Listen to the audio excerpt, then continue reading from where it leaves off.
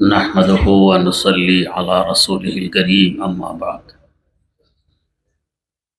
فبالسند المتصل منا إلى الشيخ الإمام الهمام الحافظ الحجة أمير المؤمنين في الحديث أبي عبد الله محمد بن إسماعيل رحمه الله تعالى أنه قال: باب قول الله ونضع الموازين القسط ليوم القيامة وأن أعمال بني آدم وقولهم يوزن. وقال مجاهد: القسطاس والعدل بالرومية، ويقال القسط مصدر المقسط وهو العادل، وأما القاسط فهو الجائز. وبه قال حدثنا أحمد بن إسحاق قال حدثنا محمود بن فضيل عن عمارة بن القعقاع عن أبي زرعة عن أبي هريرة رضي الله تعالى عنه وعنهم أنه قال: قال النبي صلى الله عليه وسلم: كلمتان حبيبتان إلى الرحمن خفيفتان على اللسان ثقيلتان في الميزان سبحان الله وبحمده سبحان الله العظيم.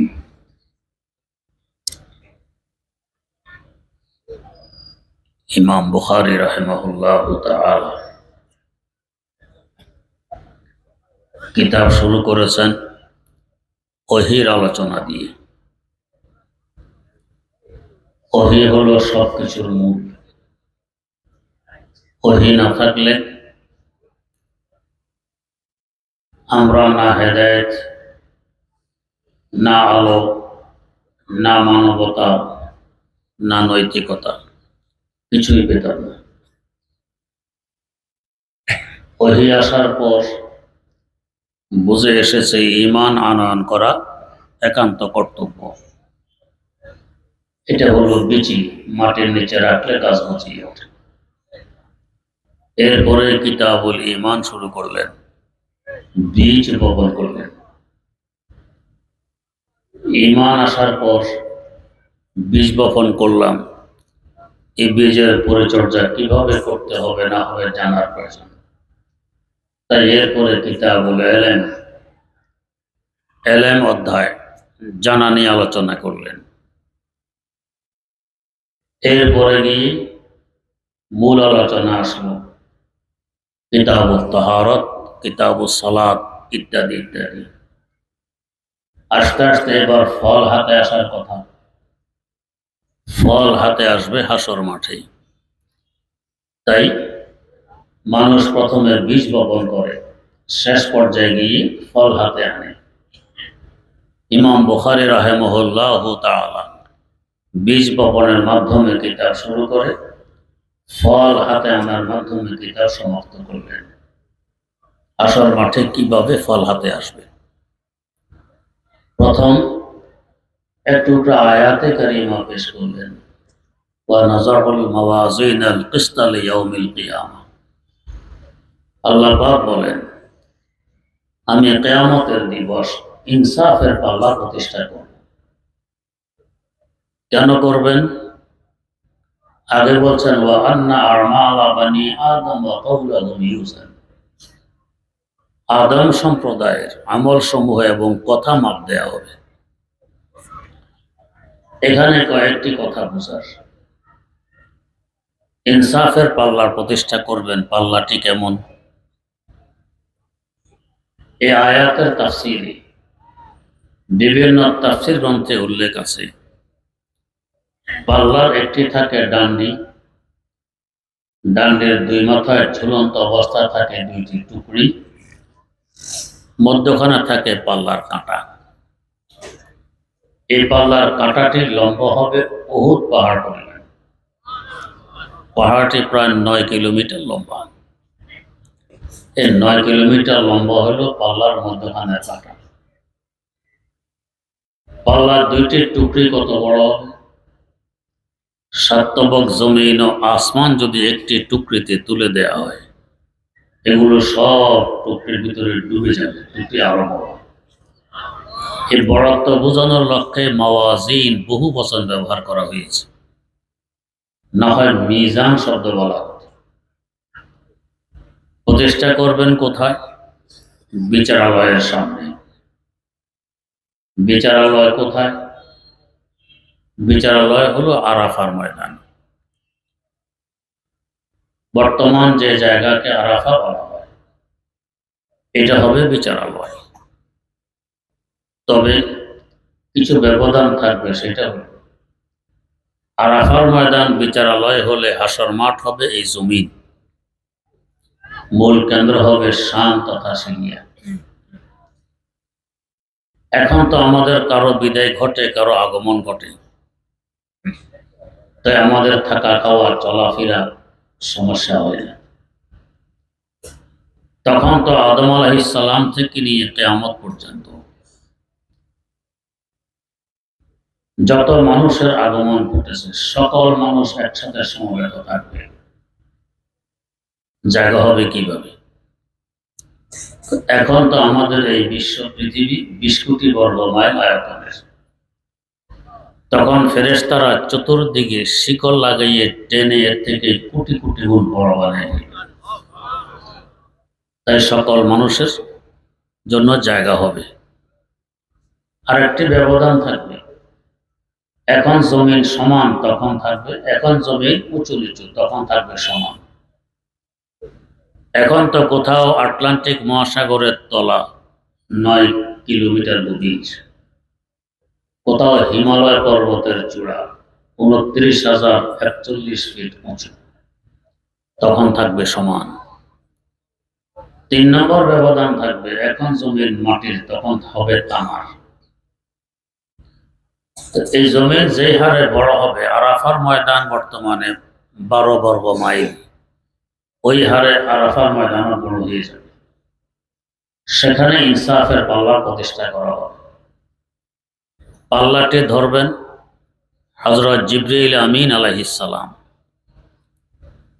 এত বড় একটি পাল্লা ধরে অসংখ্য গণিত কোটি মানুষের আমল মাপ দেয়া যেমন শক্তির প্রয়োজন।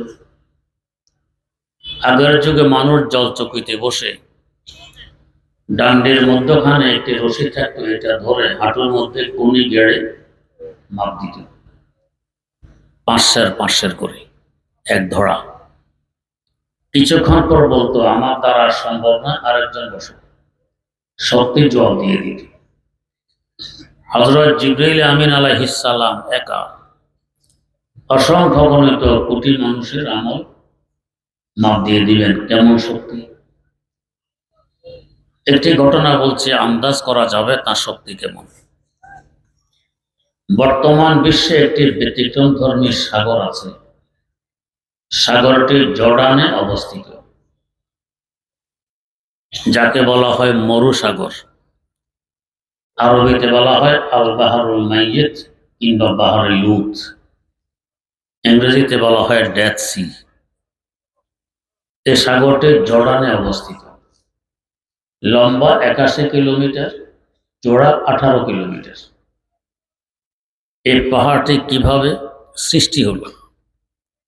এর সৃষ্টির কারণ ছিল, এক সময় এখানে কোনো সাগর ছিল না, ছিল একটি বস্তি। বিশ্বের উচ্চতম জায়গা ছিল এটা। এই বস্তিতে বসবাস করত সাইয়্যিদানা হযরত লূত আলা নাবিয়িনা ওয়া আলাইহিস সালাতু ওয়াস সালামের সম্প্রদায়। একটি অতীব নিম্নমানের ঘৃণিত গুনাহ এরা আবিষ্কার করে। এর আগে এই গুনাহ জমিনে কখনো সংগঠিত হয়নি, যাকে বলা হয় সমকামিতা। আল্লাহর নবী লূত আলাইহিস সালাম এদেরকে রাত দিন একদিনের করে বোঝানোর চেষ্টা করলেন, এই গুনাহ থেকে বিরত থাকার চেষ্টা করলেন, তারা শুনল না। এমনকি পয়গম্বরের জানের খতরা হয়। আল্লাহ পাক তাকে এলাকা থেকে সরাই নিয়ে গজব নাযিল করলেন। প্রথমে পাথরের বৃষ্টি বর্ষণ হয়, এরপরও তার গজব থামল না। জিবরাইল আমিন আলাইহিস সালামকে পাঠাইলেন।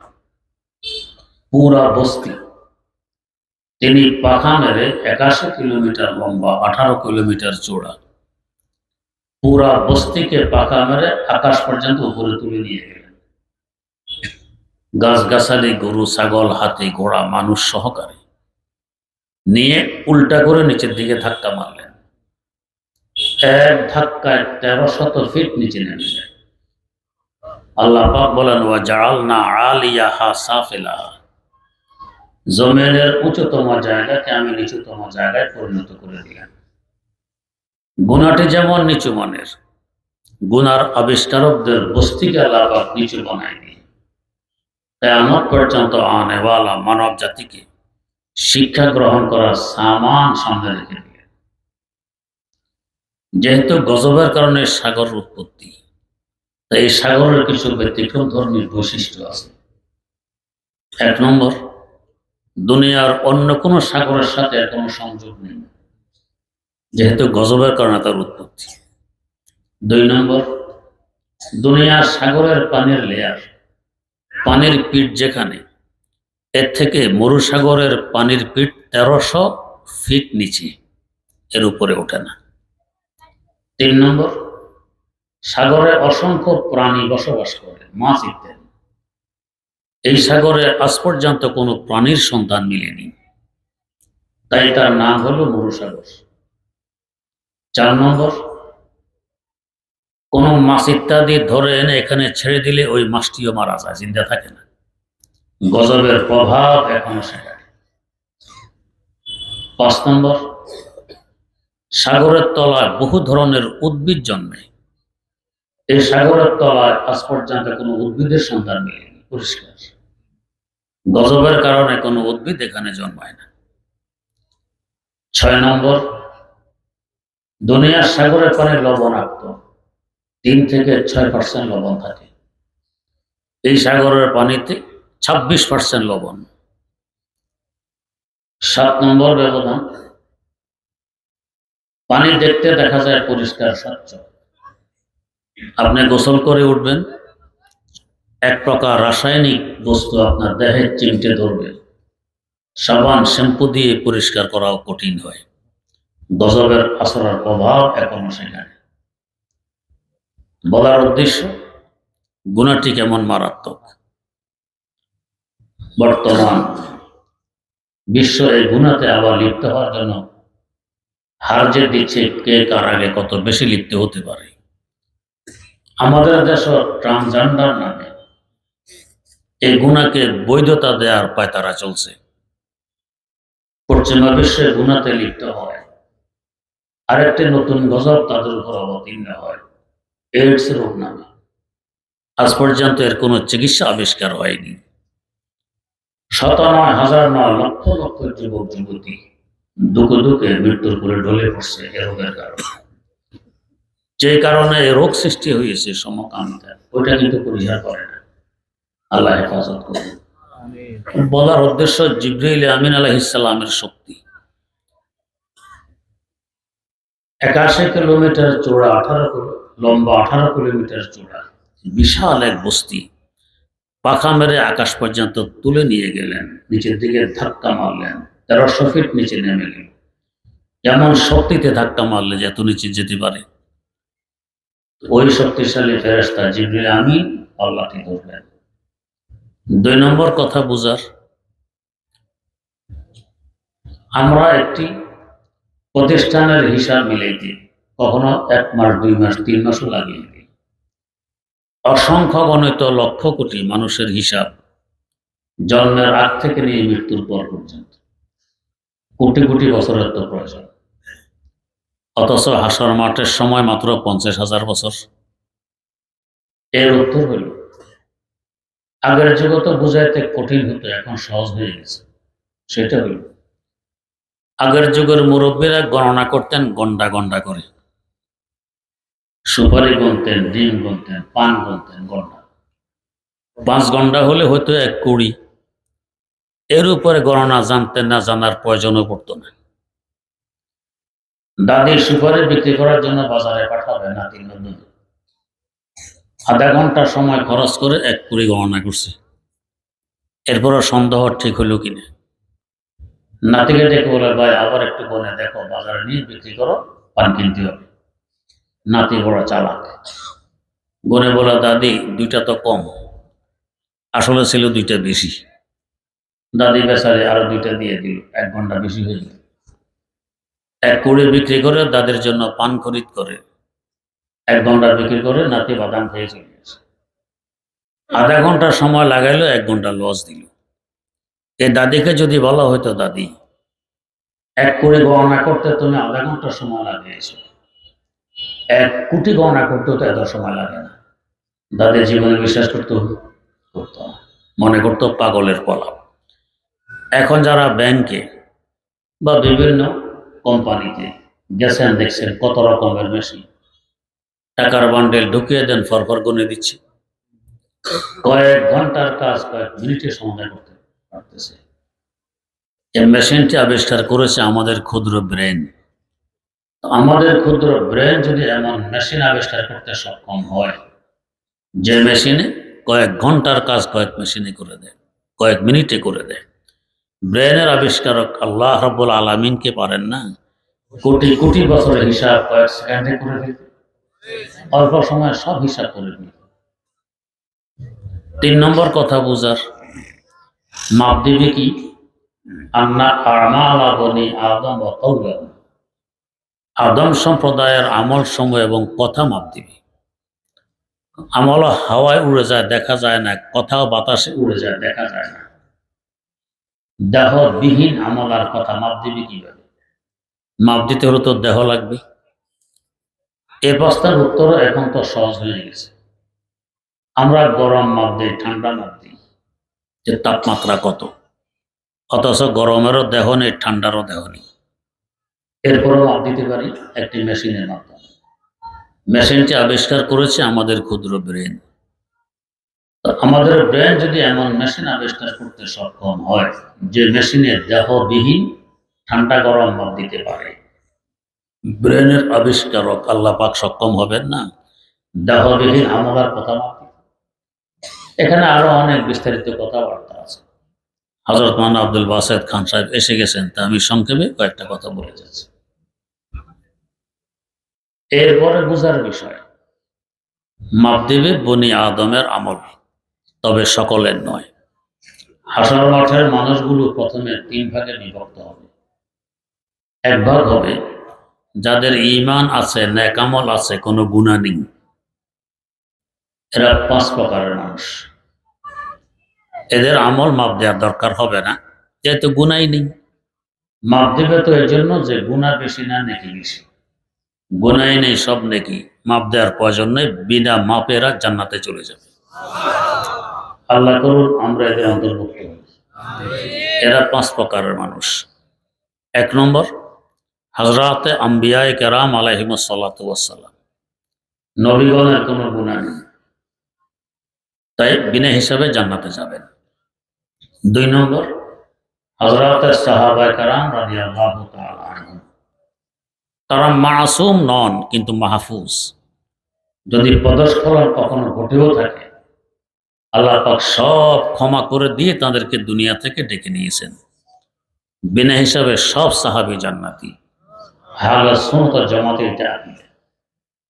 মুফতি আজম বাংলাদেশ আল্লামা মুফতি মোহাম্মদ শফির মুফতি ফয়জুল্লাহ রহমতুল্লাহ আলাইহি কন্দে নামায় খাকিতে লিখেছেন, কুল সাহাবা আদলান আয়ার জাহান জান্নাতি হাসাতান দে বেশক জুমলা শাম দরহাকে বদগুমানি হামাকুম নিজ গাহে বদজবানি হামাকুম জুমলা লগজিশ হায় শামা সুস্তেদা নসে কুরআন ও হাদিস মুদবরা নসে কুরআন ও হাদিস মুদবরা।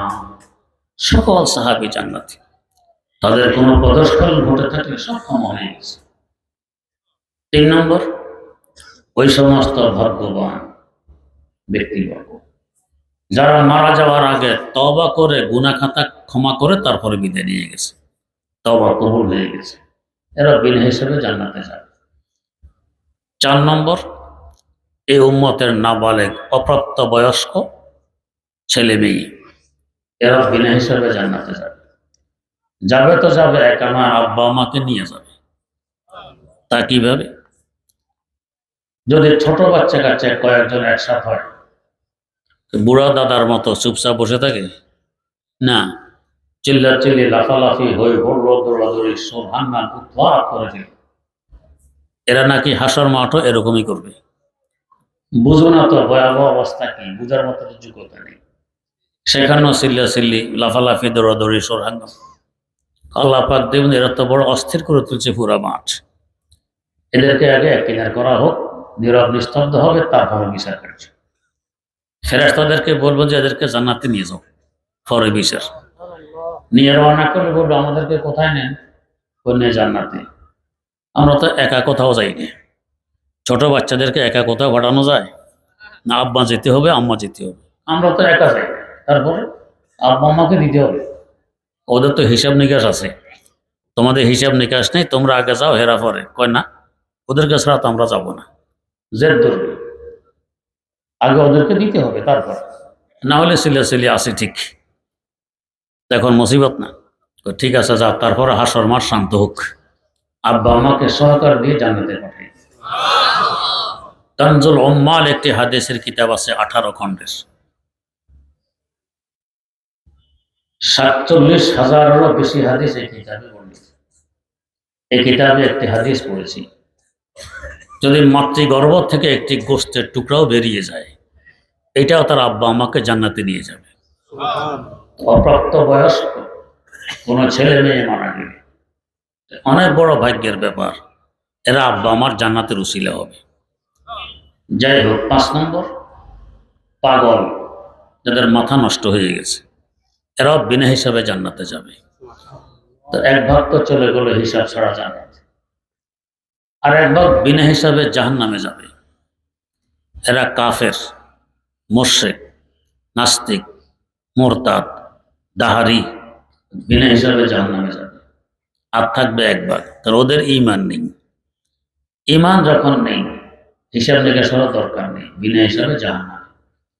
আর এক ভাগ আছে, ঈমানও আছে, নেকামলও আছে, বদামলও আছে। এদের নেকি বেশি না বদি বেশি, এটা বোঝার জন্য মাপ দিতে হবে। এদের আমল মাপ দেওয়ার পর এরাও 3 ভাগে বিভক্ত হবে। এক ভাগ হবে নেকি বেশি বদি কম। এদের বেশি নেকির বরকতে কম বদিকে আল্লাহ পাক নেকি দিয়ে পরিবর্তন করে এদেরকে জান্নাত দিয়ে দিবেন। এখানে বুঝার বিষয়, বদিকে নেকি দিয়ে পরিবর্তন করবেন কেন?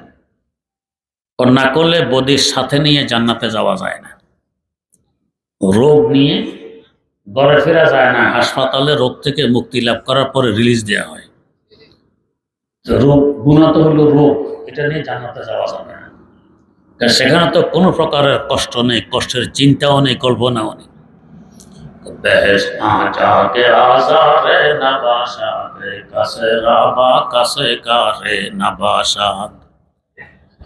এখন যদি গুণাগুলো কেটে দেয়া হয়, আমল নামা দেখতে অসুন্দর দেখাবে। পরীক্ষার খাতার ছাত্র বেশি কাটাকুটা করলে অসুন্দর নম্বর কম আসে। আমার আল্লাহ নিজেও সুন্দর পছন্দ করেন সুন্দরকে। আমার আল্লাহ নিজেও সুন্দর পছন্দ করেন সুন্দরকে। তখন কেটে দিলে অসুন্দর দেখা। যদি মুছে দেয়া হয়, মুছে দিলে এক জায়গায় সাদা আর এক জায়গায় কালো লেখা, এটাও তো অসুন্দর। আপনি যদি পরীক্ষার খাতায় এভাবে লেখেন, 2 ইঞ্চি লিখলেন, 2.5 ইঞ্চি খালি, আধা ইঞ্চি লিখলেন, 3 ইঞ্চি খালি, কেমন দেখা যাবে? তা মিটার মতো মুশকিল, অসুন্দর দেখা। তাই আল্লাহ রাব্বুল আলামিন গুনাহগুলোকে নেকি দিয়ে পরিবর্তন করে দাও, আমল নামা সুন্দর থাকুক। যেহেতু জান্নাতে তো যাবি, তাই বদিকে নেকি দিয়ে পরিবর্তন করে সুন্দর আমল নামা সহকারে এদেরকে জান্নাত দিয়ে দিবে। আর এক সম্প্রদায় গুনাহ বেশি নেকি কম, এরা এদের গুনাহ পরিমাণ শাস্তি ভোগ করার জন্য জাহান্নামে যাবে। শাস্তি ভোগ হয়ে গেলে এখন হাসপাতাল থেকে রিলিজ পাবে, এবার বাপের বাড়ি জান্নাতে যাবে। 3 নম্বর, নেকি আর বদি হবে সমান। এদের ব্যাপারে একমত, জান্নাত জাহান্নামের মধ্যবর্তী স্থান আরাফে এদেরকে রাখা হবে। নেকির কারণে জান্নাতের কিছু সুখ শান্তি, বদির কারণে জাহান্নামের কিছু অশান্তি ভোগ করবে। তবে এদের ব্যাপারে আরেকটি আশা পোষণ করা যায়, তা হল যদিও নেকি বদি সমান, কিন্তু হাদিসে কুদসিতে উল্লেখ আছে আরশে মুআল্লার উপরে লেখা গালাবাত রহমতি গজবি। আল্লাহ পাক বলেন আমার রহমত আমার গজব থেকে অনেক বেশি। রহমত বেশি এটা চাবে জান্নাতে যাক, গজব বেশি এটা চাবে জাহান্নামে যাক। গুনাহ গজবকে আকর্ষণ করে, নেকি রহমতকে আকর্ষণ করে। আকর্ষণ তো সমান, কিন্তু রহমত যে বেশি, ওইদিকে রহমত চলে আসবে বেশি। গুনাহ যে কম, এদিকে গজব আসবে কম। নেকি সমান, বদিও সমান, কিন্তু রহমত বেশি, তাই নেকির দিকে রহমত আসবে বেশি। আর গজব কম, বদির দিকে গজব আসবে কম। এই হিসাবে নেকির গলাটা হয়ে যাবে বাড়ি। আর আমার আল্লাহ তো রহমান রহিম, কোনো এক উসিলায় বাহানায় যত বন্দাকে নাজাত দেওয়া যায়। তো আশা করি এদেরও নেকির গলা ভারী হয়ে এদেরকে জান্নাত দিয়ে দেবে। যে আল্লাহর এক ওলি বলেছিলেন, আয় রব তু কারিমি ও রাসূলে তু কারিমি, আয় রব তু কারিমি ও রাসূলে তু কারিমি, সদ শুকর কে হাসতে বমিয়ানে তু কারিমি। আল্লাহ তুমি এক মেহেরবান খোদা, তোমার হাবিব সাল্লাল্লাহু আলাইহি ওয়াসাল্লাম আর এক মেহেরবান রাসূল, দুই মেহেরবানের মধ্যখানে আমরা, আশা করি ফেলে দিতে পারবে না। তো যাই হোক, এই ৩ নম্বর গ্রুপ আশা করি নেকি বদি সমান হওয়ার পরেও এরাও জান্নাতে চলে যাবে, হাসর মাঠের হিসেব নিকাশ। এরপরে কিছু ইলমি কথা আছে, এগুলো ওস্তাদরা ছাত্রীদেরকে ওইখানে বুঝিয়ে দিবেন, এখানে সকলের বুঝে আসার কথা নয়। এবার হাদিস বর্ণনা করতেছেন নবী করিম সাল্লাল্লাহু আলাইহি ওয়াসাল্লাম ইরশাদ ফরমান, কালিমাতানে হাবিবাতানে ইলা রহমান, দুইটি বাক্য দয়ার সাগরের কাছে বড় পছন্দনীয়। ইলাল্লাহ বলা হয়নি, ইলা রহমান, কারণ হাসর মাঠে আমরা তার দয়ার মহতাজ, রহমতের মুখাপেক্ষী, ইলার রহমান ওনার কাছে বড় প্রিয়। তার মানে এই দুই বাক্য অনুযায়ী যারা জীবন গড়ে তুলবে, এই দুই বাক্যের ওজিফা যারা পাঠ করবে, তারা হবে আল্লাহর কাছে অনেক প্রিয়। তবে খফিফাতানে আলাল লিসান, উচ্চারণে হবে অনেক সহজ, কিন্তু সাকিলাতানে ফিল মিজান, হাসর মাঠে ইনসাফের পাল্লা হবে অনেক ভারী। কিসের দুই বাক্য? সুবহানাল্লাহি ওয়া বিহামদিহি সুবহানাল্লাহিল আযীম, দুইটি বাক্য। আমরা তো আশ্চর্য দেখলে বলি সুবহানাল্লাহ, আল্লাহর শুকর আদায় করি আলহামদুলিল্লাহ, সহজ বাক্য।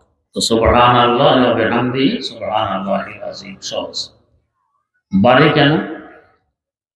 আমার আল্লাহ দুই ধরনের গুণে গুণান্বিত। কিছু গুণ আছে এগুলো থাকা গুণ, কিছু আছে না থাকা গুণ। যেমন ইনসাফ থাকা গুণ, জুলুম না থাকা গুণ, সত্যতা থাকা গুণ, মিথ্যা না থাকা গুণ, ওয়ামান আসদাকু মিনাল্লাহি কিলা, এটা থাকা গুণ। জুলুম না থাকা গুণ, লাইসা বিযাল্লামিন লিল আবিদ, আমার আল্লাহ উভয় গুণে গুণান্বিত। সুবহান আল্লাহর মধ্যে না থাকা গুণ নিহিত, তবে হামদের মধ্যে থাকা গুণ নিহিত। তার মানে ওনার সকল গুণ এসে গেছে দুই বাক্যের মধ্যে। তার গুণের ওজন হবে না তো কিসের ওজন হবে? তাই সাকিলাতানে ফিল মিজান, ইনসাফের পাল্লা হবে অনেক ভারী। এখানে একটি কথা বুঝার, সুবহানাল্লাহ আগে কেন, যেগুলো না থাকা গুণ এগুলো আগে কেন? তার কারণ হইল নেকি কামাই করতে পারি আর না পারি, গুনাহ থেকে বাঁচার আবশ্যকতা অনেক বেশি। শত্রুকে মারতে পারি আর না পারি, আমি যাতে বাঁচতে পারি, এদিকে সতর্ক থাকতে হয় অনেক বেশি। তো তাই সুবহানাল্লাহ আগে। আল্লামা আত্মার পন্দা নামায় লিখে গেছেন, কুওয়াতে নেকি নাদারে বদমাকুম, বরওয়াজুদে খুদ সে তম্বে হদমাকুম, বরওয়াজুদে খুদ সে তম্বে হদমাকুম। বান্দা নেকি কামাই করতে পারো না পারো, অন্তত বদি থেকে সতর্ক থাকো। তাই সুবহানাল্লাহ আগে।